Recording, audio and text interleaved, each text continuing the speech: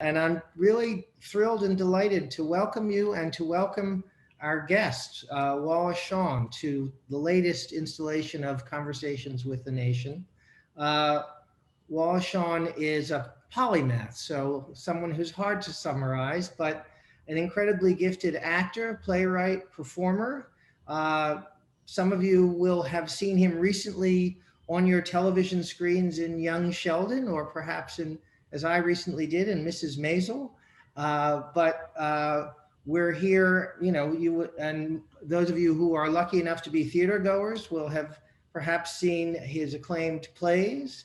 The New York Times called him one of the most complex and uncompromising moralists in the American theater. And we're here today to talk about making space for art and also about Wally's recent project, which is podcasts of two of his plays, the play Designated Mourner and the play Grasses of a Thousand Colors. And those will be available as podcasts starting later this month, June 25th for Designated Mourner, Grasses of a Thousand Colors on the 9th of July. So Wallace Shawn, welcome to the Nation Conversations. I want to say a little bit more about how this came about and then ask you where you're coming from geographically. So this is the first time Wally and I have spoken face to face ever.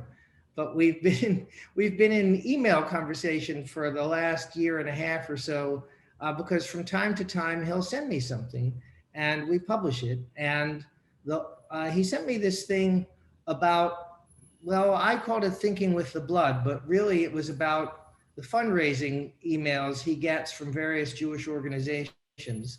And his response to that was about 8,000 words.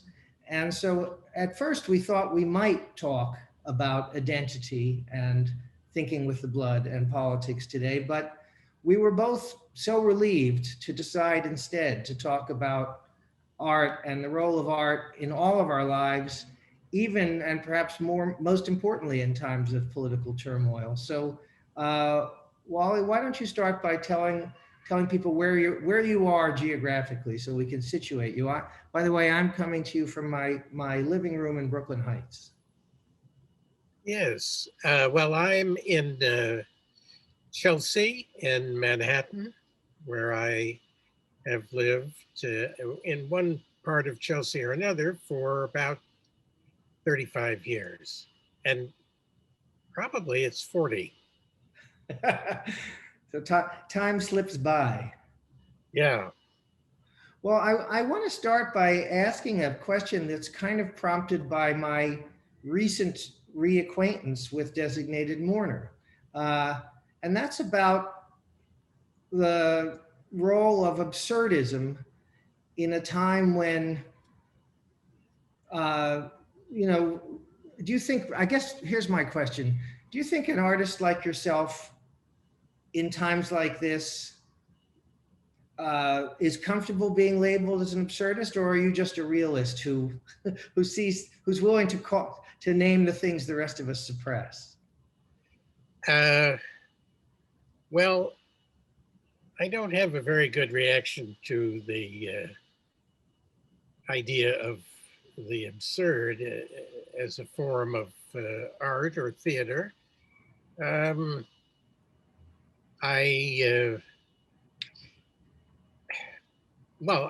never had the opportunity to meet some of the writers who were called absurd.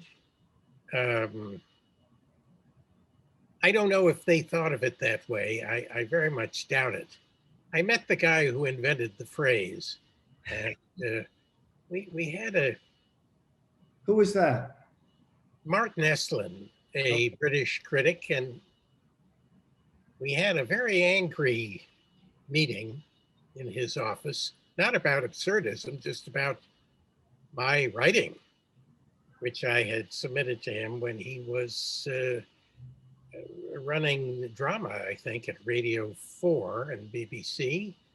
And he literally pounded his desk denouncing me. So maybe it's the memory of that meeting that turns me against the phrase. I've never I've lived a sheltered life, really, and I've never felt that I knew enough about real life to write a play about it.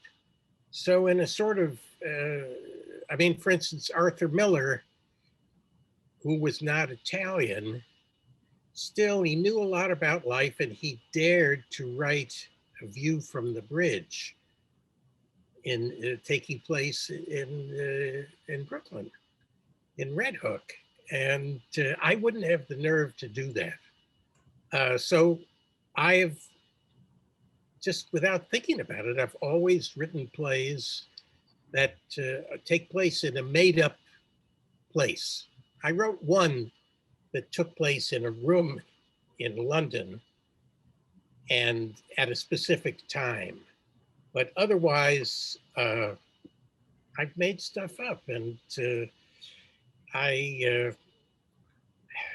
Well, you say you've made stuff up, and of course we have to accept that because you're the artist. But you know, the situation of designated mourner, and we're not going to get into a whole summary of the play, but it, there's a authoritarian government which is tightening its grip on a country, has a kind of demagogic leader or leader cadre, and then you know, there are well-meaning but in your depiction fairly ineffectual liberal artists who eventually fall foul of this regime. Uh, you know, you wrote the play in what, 1995, 1996? well, around, it took me 5 years, but in that, yeah, between, yeah, in the 90s. And now it's coming out, you know, as it were, again in the post-Trump era. Do you feel that do you feel that you were prophetic and things just caught up with you, or, you know, how does that feel? Well, obviously, anybody who works in an artistic field is responding to his unconscious and responding to messages that come to him from he knows not where. I mean, I don't know why it occurred to me to set the play in that type of a situation. At first, I usually don't know what I'm doing at all. I just am writing rather randomly, and then it begins to take shape. Um, so obviously, I was feeling something about the country that I live in that somehow, I don't know, made the play take the shape that it took. I mean, to me, it's mainly that play is about the guy who collaborates and compromises And survives. and survives. Well, it's one of the things that struck me is that you really have a line in Loathsome Characters, speaking in the first person. There's an adjective that in your mouth as a character, to me, takes on a whole penumbra, and that's the adjective sleek. You know, and it's you talk about a character, you talk about this man being sleek and rat-like in his sleekness and proud of it. And I wondered, you know, what it's like to know that you're speaking in a way that the audience is supposed to dislike or disapprove of. Well, as an actor, I try to be an advocate for my character, no matter, you know, that's what a lawyer does. You're supposed to defend the person who has employed you. So when we did the play in the theater, I tried to win people over to my side, and terrifyingly, I occasionally would learn that I did.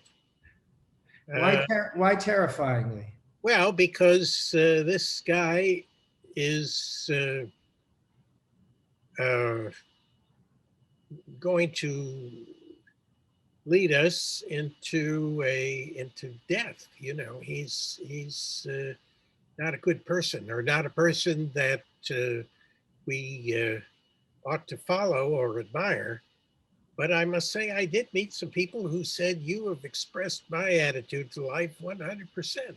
Wow. Um, you know, that's the nature of the play. He attempts to be convincing, and on the podcast, maybe I'll convince some people also. We'll see. Well, let's talk about convincing for a minute, because the things that we've published by you and the nation, which we've been delighted to do, have been aimed at convincing people, but they're political essays. They're not plays. They're not art. They're rhetoric. They're always, I might say, very well written. So there's certainly an element of craft in them. But I guess you said when you start writing, you don't really know where you're going or what you're doing. So do you know when you sit down, whether what you're going to produce is an essay or a play or a monologue or a performance piece? How does that work? Take us into your process a little, if you don't mind. Well, I wrote a one-person play called The Fever, which when I was writing it, I really didn't know what it was going to be at all.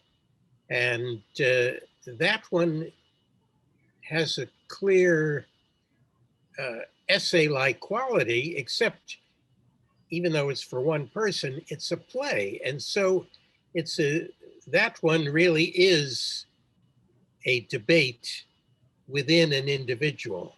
And drama is is capable of having a fight, Mhm. and that's what is kind of interesting about uh, theater. And I have sometimes written plays, maybe often, in which the author doesn't really tip his hand about his own views very clearly.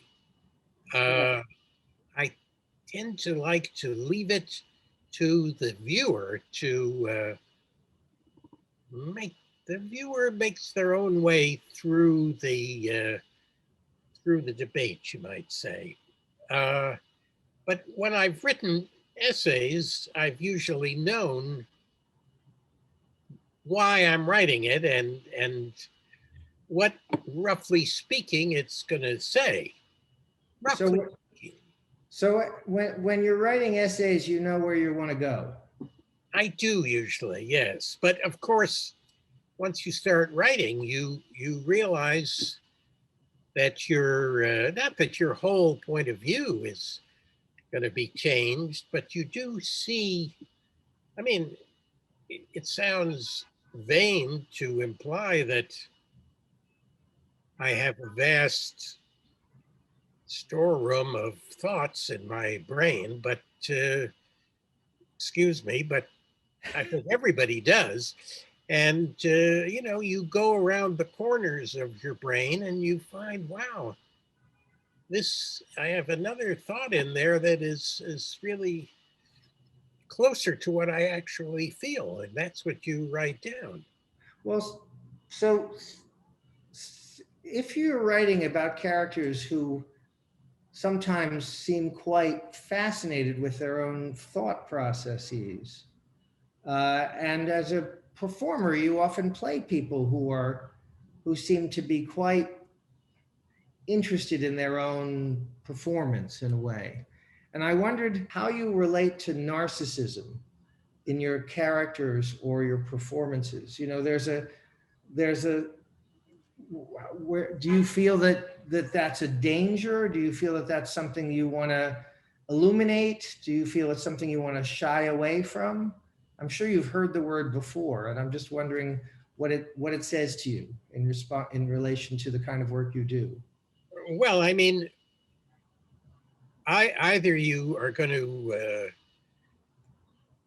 take yourself seriously or not. I mean, I'm totally open to the possibility that my work is worthless, but I can't really take that into the workroom if I'm going to uh, write either plays or essays. If I'm going to take myself seriously, I have to uh, be interested in my own thoughts, feelings, uh, the strange things that appear from the unconscious, and surely during those moments of writing, I am a narcissist. Uh, Now, narcissism is also, as we've seen with Trump, unbelievably dangerous in the wrong hands. Let's put it that way. And so, some of my characters, particularly the leading character of Grasses with a Thousand Colors, is a tremendous narcissist in a dangerous sense. So I'm interested in the topic, Mm. but I'm not. This is my job: is to uncover what's inside me because I didn't put it there. In other words, I didn't create my own unconscious or my own personality. It's coming from the things I've heard in society and in the world, and the things that I hear people saying, the things I read. So it's narcissistic to sit around and brood about what's inside your own brain. But on the other hand, it's not narcissistic because you didn't create your own brain. You don't even know how it got there. So it's a kind of scientific exploration. I don't know. To me, self-indulgent or narcissistic as a comment on me doesn't ring that much of a bell. Doesn't bother me. I mean, Well, and it's my job. well, That's what I'm doing. as you said, you have to be free to concentrate on your, on your, as it were, source material. Uh, That's my contribution to society if I'm making one, and I know that I may not be. And certainly I have from the beginning I've questioned whether this is an appropriate uh, way to use whatever abilities I have. But while I'm still doing it, you know, that's what I am contributing to society, just the way you are contributing by editing The Nation. well, but they're different kinds of contributions, and I want to talk about that difference because I think in a way that's the big topic that we're kind of dancing around today, which is, we're in a time when the political situation seems so urgent. So it can be tempting to kind of doom scroll through Twitter. It could be tempting to, obsessively watch the cable news. I hope everybody on this call is tempted to subscribe to The Nation and read it every day. But I'm wondering, how do you, as someone who often has kind of uh, underscored the ineffectuality of the kind of liberal chattering classes, how do you nonetheless make space for art, for your own engagement with culture, both as a creator and as a consumer? Because not all of us are gifted to create things that other people can relate to, but we all, I hope, can make time in our lives for something that's, that isn't necessarily the current day's headlines. So, how do you engage in that dialogue with yourself? How do you make the space? Well, uh, the human being is a very, very dangerous creature. It's become monstrous. So, what's going to fix that? Um, can we change the human being uh, to make the human being less dangerous? Uh, Artistic things have a shot at helping in that way. First of all, art is a temptation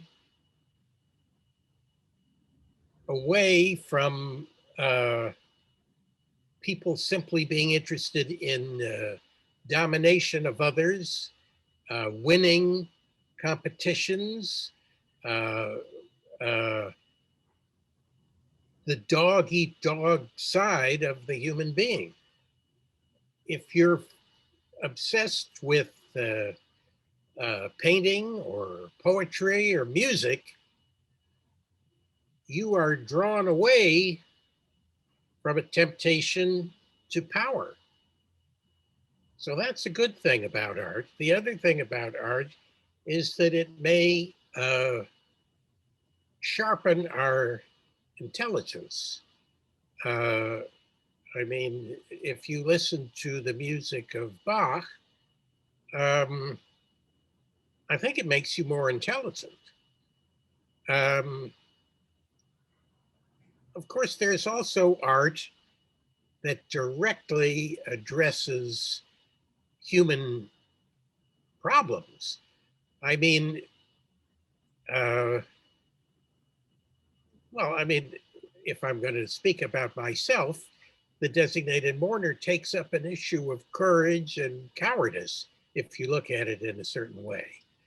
Um, View from the bridge tells you a lot about the situation of immigrants, if it's directed the right way.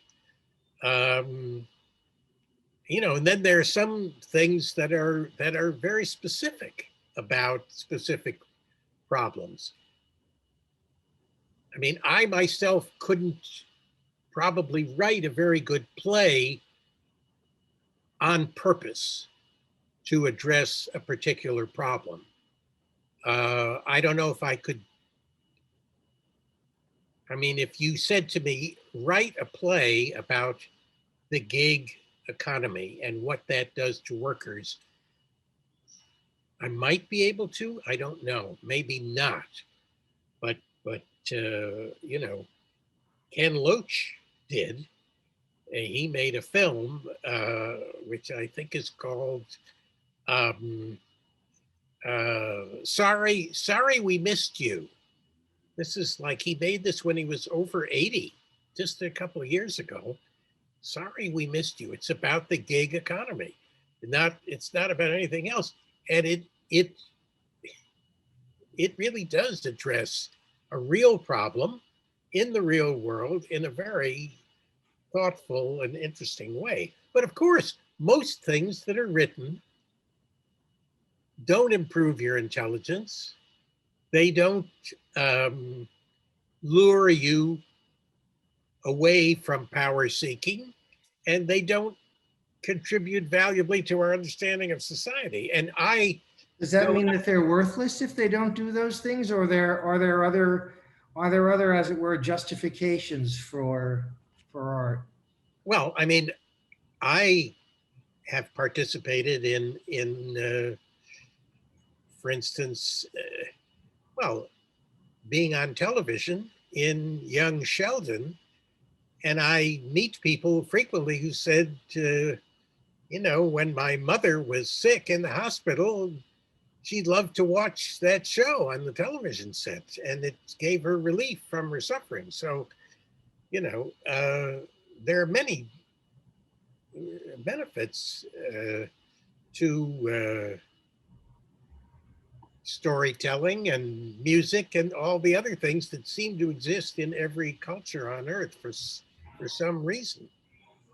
And are there particular, I mean, it's interesting because when you're talking about art, you've mostly been talking about drama or poetry, although you did mention Bach. Are there kind of non-representational arts that are touchstones for you that you find recharge your batteries or rearrange your thought in ways that you find pleasurable and useful? Well, I am a devotee of what used to be called classical music. Uh, I don't think it is called that anymore, but music that involves violins, pianos. Usually it's notated, although now it isn't always. I like contemporary music using those elements. So yes, I mean, if going to concerts is very meaningful to me, yes, indeed. And yeah, I mean, uh, I love John Ashbery's poetry. That's not very. It's not representational. I mean, you can't exactly understand it in that way.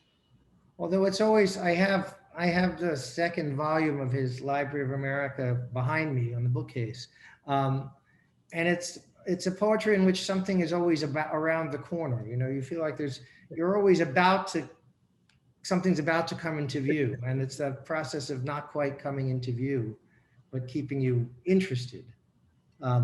Anyway, that works for me. But uh, I'm also wondering about, on the left, we're always trying to enlist artists. We're always trying to draft culture, into our service and make it useful.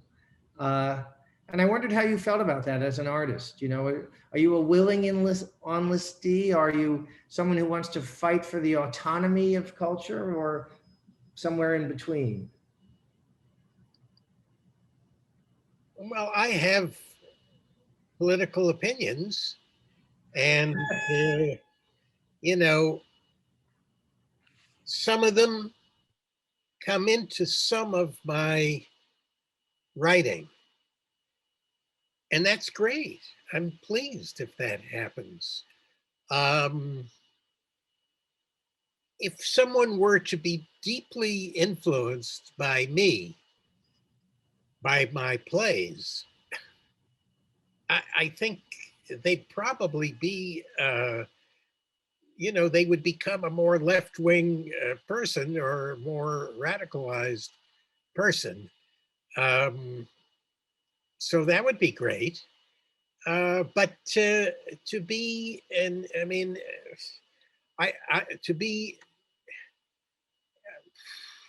I mean, if somebody uh, likes what I've done, and then that would carry over so that when they would read, you know, my essay about Jews and Israel and Palestinians in the nation, and they would be more willing to pay attention to it, that'd be good.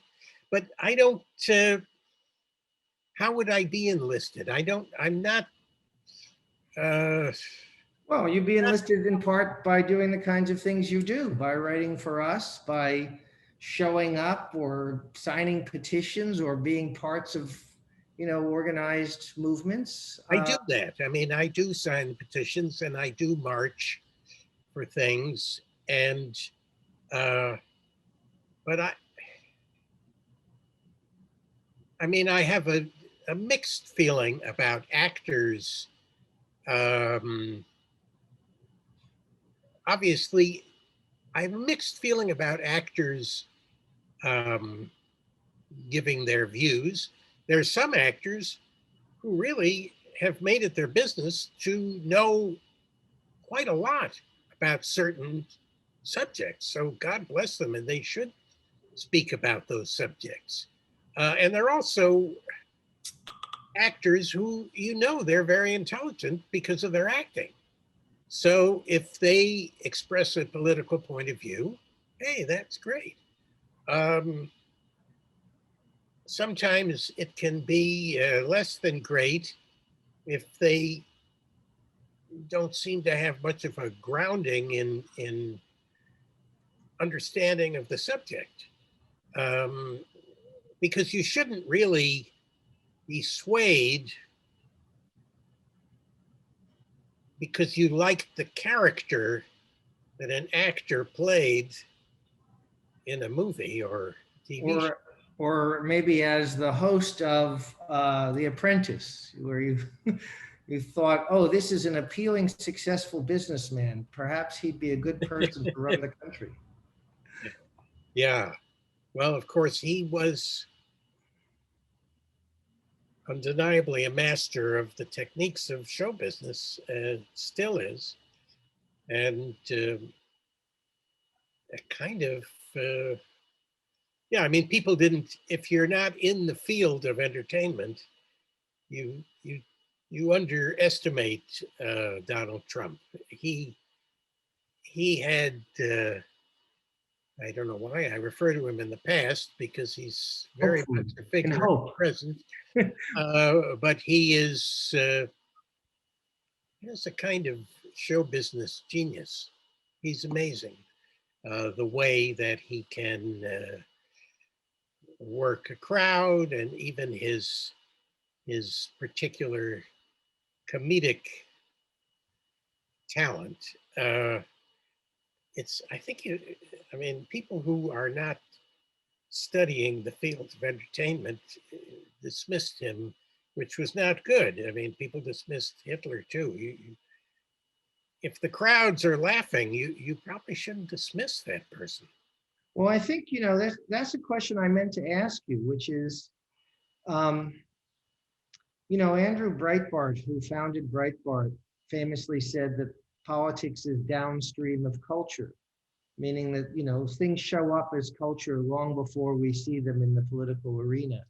And of course, I think it was Goebbels who said, "When I hear the word culture, I reach for my gun." And I wondered whether the left just doesn't get popular culture in the same way that the right does, that we hold ourselves aloof from it, and therefore aloof from the people in whose name we claim to wish to change the world. I wondered whether that struck you as an unfair indictment.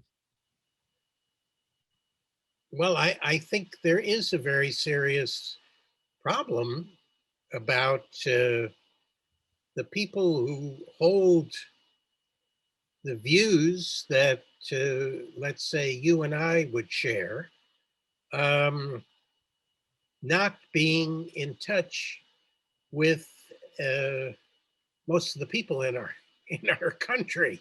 I mean, that is a very big problem, uh, and that's what's sort of exciting about uh, Alexandria Ocasio Cortez and other of the more recent members of Congress who in a way bridge a certain gap. They're among the few who do. They they they speak with people who don't subscribe to the nation, Yes, but yet, we but live we live in hope that they will someday. But no, yes, but they may someday. But they haven't had the opportunity to receive the type of education that makes it much easier to read the nation. Um, I mean, there's a terrible gap between the people who have uh, received an education that makes uh, reading an article in the Nation easy, that makes reading Karl Marx possible. Uh, this is the greatest result of the inequality of our world, that only a fraction of the people get the opportunity to expand their minds to the extent that they're capable of. I mean, most people, by the time they're in the first grade, have already been shunted off into an inferior category. And they could become much, much more intellectually skilled than they do become. I want to, at this point, take some questions from the audience. Uh, and the first one I'm going to take is from Jane Palmer. And it partly put me in mind of Grasses of a Thousand Colors, which I'm not going to summarize except to say that if you take the phrase you used earlier in our conversation about a dog eat dog world, and you apply it a little more literally to the world through the workings of a kind of mad scientist, um, you get this period where, where the drive to achieve and dominate and the sense that only a few of us are going to ever be okay, is really made very vivid. And as you put it in an email to me, in terms that you wouldn't necessarily want to listen to while your children are in the room, but extremely vividly. So Jane asked, how can we as a whole society, not just creative people, find a way to prioritize art in a stage of society where everyone is supposedly driven to achieve? How do do you have an answer for that? I don't have an answer for that. um, I I think that it's tough when children are not exposed to artistic things for them to develop the taste for it later. I mean, of course, it does happen to people, but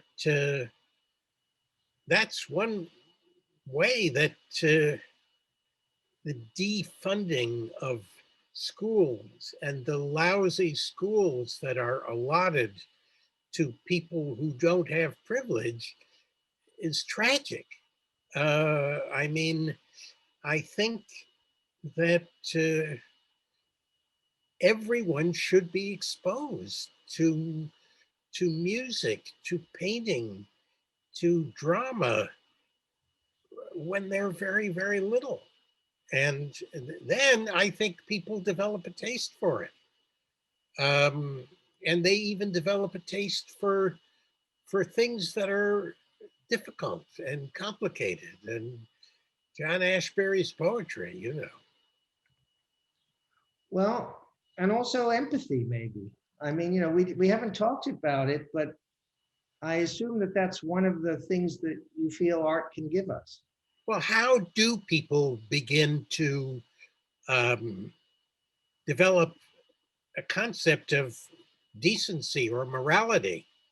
I mean, why were we upset at killing all those children in Gaza? Why were we upset? Artistic things have inspired reflection about morality, going back to the Bible. If you think of that as an artistic creation, the Old Testament, the New Testament, Greek tragedies, Shakespeare, um, Antigone. I mean, these these pieces of art are all dealing with compassion and the Well, possibility of compassion and decency and morality. and giving us also, as your work does, access to what goes on in somebody else's head. And therefore maybe we get in the habit of making the imaginative leap. Yes, well, I mean, some people really have, uh, even if you an awful lot of painting is trying to help us to understand and take the measure of human suffering. Uh, Not to mention, I mean, if you want to get into it, opera, Fidelio by Beethoven, A Cry for Freedom, and Watzek by Alban Berg, a very profound insight into poor people and their lives. Yeah. Um, well, before we go too far down this road, an interesting question that I have to say has occurred to me too, but this comes from our own Gia Del Prado, which is, as a leftist artist, do you believe that art needs to have a message? And if you do, how do you do it without making it overly didactic? Well, I don't think it has to have a message to be worthwhile. I mean, uh, you know, I mean, works of music don't have a message, uh, but they can be very profound and can make us feel that the human being is capable of something better than monstrous cruelty. Uh, I don't have an objection either to work that does have a message, but it's true, we have to admit this, that often if you feel that you're being manipulated, you kind of detach from Yeah, the work. Um, I mean, certainly to go back to, Ken Loach's film, I did feel I knew exactly what he was trying to say, but it was so well done. It was so well acted. It was just such a good movie that it didn't bother me. It had a message. It didn't bother me. Go ahead if someone can pull that off. Uh, but on the other hand, you have to be careful because if you feel that you're being sort of sold something that you didn't know you were going to be sold, you might take it the wrong way. you If might you do it, resist. yeah, Yeah. but if you do it brilliantly, yeah, Well, it can but work. here's the kind of Roger Copeland asks a question which is kind of the other side of that, which is he talks about Aunt Dan and Lemon, your play, in which you trust the audience to see the weaknesses in the character Aunt Dan's often charmingly seductive line of argument. Uh, but he wonders, he says, there's no competing voice for the liberal or progressive audience member to identify with. And he asks whether, in retrospect, you might not, do you worry that you might not have had too much faith in the audience's intelligence and ability to, as it were, see through this seductive character? Or did you make her so seductive? Well, I I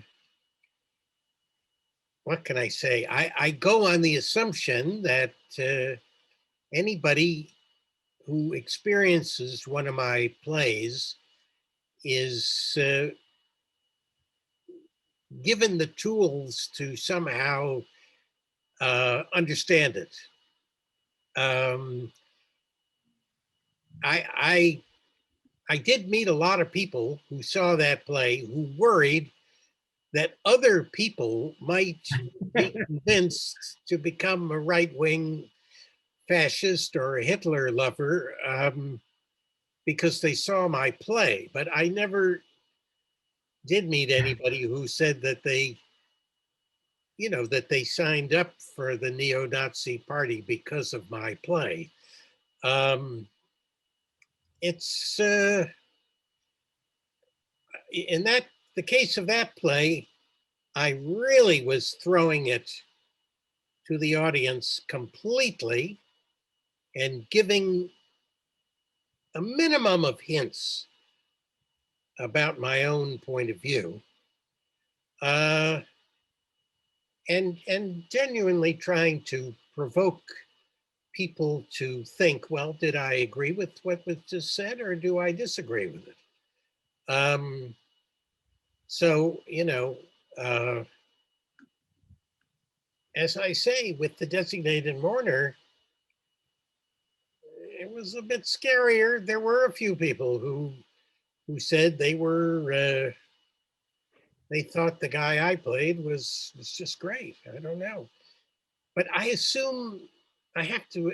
I mean, I don't know how to write for an audience that I don't respect. I mean, I can't do that. I mean, some people may be able to write for an audience that isn't as smart as they think they are themselves. I don't know how to do that. So what do you mean when you say you need to write for an audience that you respect? Does it mean that you think that they have to be, you have to assume they're at least as smart as you, or, and does that therefore mean they have to share your political convictions? Well, I I don't think I really have the ability to write for everybody. I mean, I would love it uh, if if things were to change enough so that I would become as popular as a writer as, let's say young Sheldon is with millions of listeners. I mean, I would love that. And you know, doing the podcasts is a kind of experiment in that direction because they're free. Anybody can listen to them, and I, maybe I will become as popular as young Sheldon, or at least as popular as Arthur Miller. I have no idea. But I don't know. I just, I write for somebody who is something like me. I mean, but even for writing an essay, I can't convince Donald Trump or his most beloved devotees to my point of view. I don't think. Some people could. Uh, I don't feel I have that talent, at least not yet. Well, one of the talents that you very obviously do have is for conversation. And Anne Martin references particularly the wonderful conversations in My Dinner with Andre. Now, of course, they looked spontaneous, but I assume they were not spontaneous. Uh, Still, I wondered, particularly how your view of the art of conversation, particularly during, COVID times where a lot of us are having what conversations over, Zoom rather than in person, whether it's changed, whether your view of the art of conversation has changed, and if so, how? That's from Anne Martin. Well, I had very few conversations um, during that year. Um, and when I did, I sort of begged people if I could talk to them on the telephone rather than Zoom. There's something ghostly about Zoom for me, uh, and something rather intimate about the telephone. The people that I know like to have conversations, and that's a generational thing, I suppose. I mean, if you read, uh, I don't know, the New York Times, there are a lot of middle aged writers who are telling you about the horrifying facts about younger people. And I don't know whether to believe them or not. They say that younger people don't have conversations. I just, I, I don't know if that is true or false. I mean, of course, for me, that's been a crucial part of life. I mean, you know, uh, books have been my friends, dead writers have been my friends, and friends have been my friends. Uh, I live with another person, and we talked every day during the pandemic. There was quite a lot of conversation, but it was only with one other person. So your conversational ambit has shrunk in the last year. Yes, yes, it definitely shrunk. Yeah. Interesting. When I'm out and about, I like to talk to the people that I meet. And that's a fun thing about being an actor because strangers come up and talk to me. And of course, in the wrong circumstances, or that can be rude for somebody to come and interrupt you when you're, let's say, having a conversation with somebody else. But for me, there's been a lot of fun in having conversations with strangers, which I started doing when I was a little boy because I enjoyed it. And now that I'm an actor, I can keep it up. But maybe when you were a little boy, you were the interrupter, and now you're the interruptee. That's true. Uh, Eileen Winkler asks, she said Ben Shawn used to say that the public function of art has been always been one of creating community. Um, and she asks, how can we connect better to our audiences in terms of creating community? Do you know what can we do as artists or as creators to connect better with people? That's a great question. I'm the last person to ask because I'm a New York City dweller, and it's really tough to create such a community. Although I've been associated with different theaters in New York where they've the new group of Scott Elliott and the Public Theater of Oscar Eustace and Theater for a New Audience of Jeffrey Horowitz. They have all succeeded really in creating a group of people who come to see their shows again and again. Now, whether those people are then able to meet each other and have a conversation, uh, I'm not entirely sure. It's hard to do in a big city. I've been in smaller places where theater can be the center of a community. There's a guy called Rob Weiner who rehearses plays in Marfa, Texas, where anyone in the community can come and participate. He has drawn a whole group of people together who didn't know each other before, but now they all know each other. He's been rehearsing. He's done some of my plays, I must say, but he's rehearsed Measure for Measure for, I think, 2 years. He did a play of Carol Churchill for about 2 years. And every Monday night, I think it is, you can go and join his group. It is a community by now. So art can create communities just by being open and being accessible. It's tough to do in a big city, but it's a great aspiration. Well, maybe we need more than just being open and being accessible. Maybe we need storytelling. Teresa points out that art is a form of storytelling and that sometimes it's sharing our stories that brings us together. So maybe that's what we can do. create spaces for people to share their stories. Well, I think, people are hungry for it.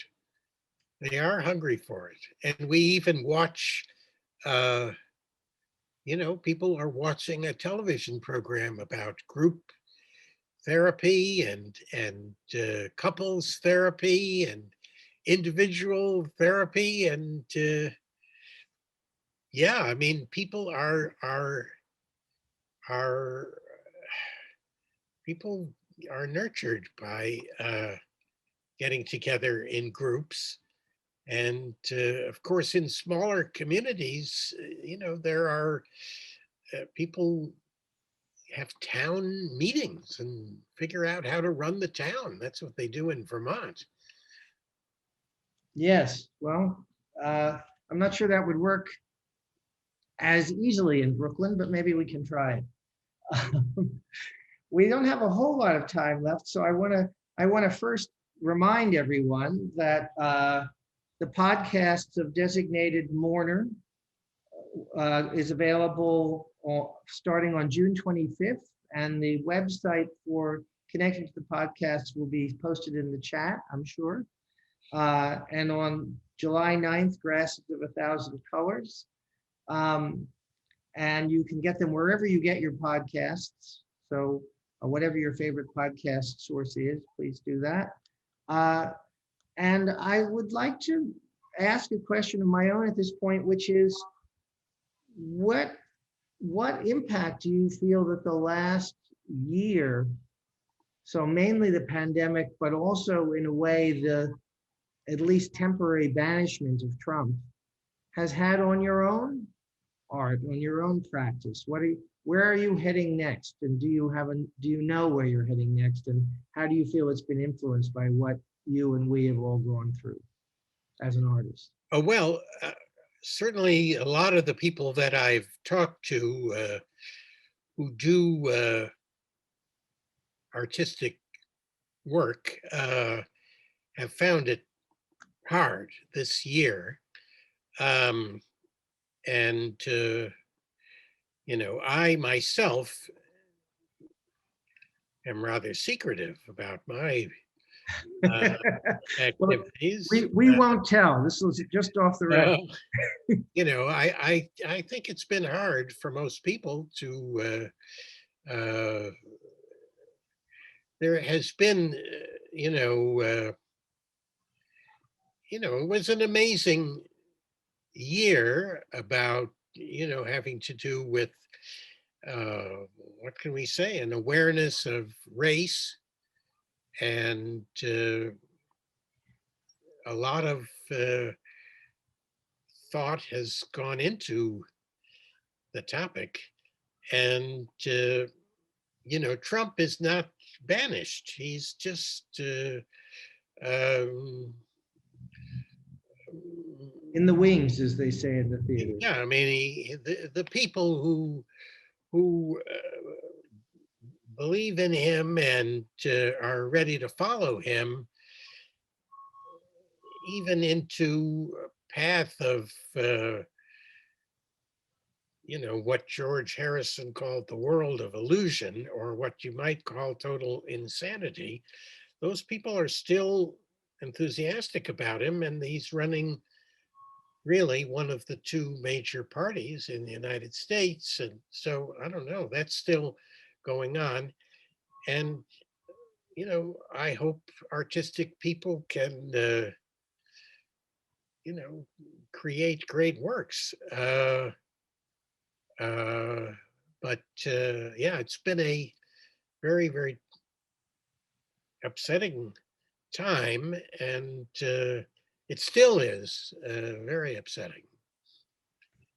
Well, I want to first of all thank the extraordinary Wally Shawn for spending an hour of his day with us, and thank all of you for joining us. Next Monday, please join us on Monday the 21st for a special event with Senator Sherrod Brown of Ohio, who will be in conversation with my colleagues Katrina vanden Heuvel and John Nichols. You can check thenation.com for information on all of our upcoming events.